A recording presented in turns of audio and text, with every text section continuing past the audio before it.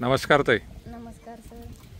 तुम्ही ही जी गव्हाण बनवलेली आहे तर आम्हाला तुम्ही याच्याबद्दल माहिती सांगा. तुमचं नाव पण सांगा आणि तुम्ही जी ही एक कमी किमतीमध्ये बांबू वापरून बकऱ्यांसाठी गव्हाण बनवलेली आहे याच्याबद्दल आम्हाला पूर्ण जरा माहिती द्या. नमस्कार, माझे नाव मंजरी भगतसिंग गडवी, गाव बालाघाट.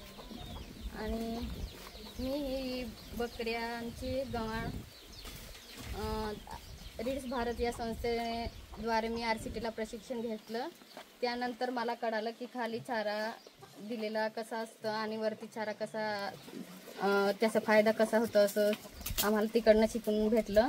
त्यानंतर घरी आल्यानंतर मी स्वतः बांबू यूज करून गव्हाण बनवली आणि चारा आता वरती दिल्याने खाली सांडत नाही आणि लेंड्या वगैरे खाली म्हणजे याच्यामुळे चारामध्ये टाकत नाही आणि मग चाराचं नियोजन पण चांगलं होतं, टिकतं जास्त आणि वाया जात नाही चारा.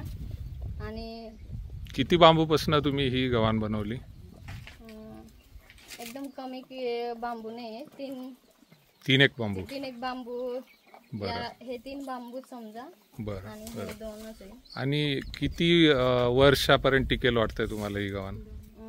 पाण्यात भिजलं नाही तर 4 वर्षे टिकून जाईल असं वाटतं. बरं, ओके. मग आता तुमच्या बकऱ्यांसाठी चाऱ्याची ही चांगली व्यवस्था झालेली आहे. ओके, चला, धन्यवाद ताई.